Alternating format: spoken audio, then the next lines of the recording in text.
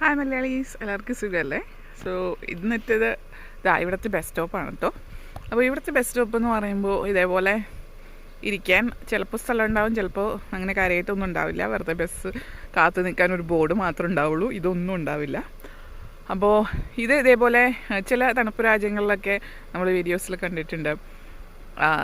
നല്ല അടച്ചുറപ്പൊക്കെയുള്ള, ഉള്ളിൽ നല്ല ഹീറ്റിംഗ് സിസ്റ്റമൊക്കെയുള്ള, സുഖമായിട്ടൊക്കെ ഇരുന്ന് ബസ് കാത്തേക്കാൻ പറ്റുന്ന സ്ഥലമാണ്. പക്ഷെ നമ്മുടെ ഇവിടെ അങ്ങനെയൊന്നുമില്ല.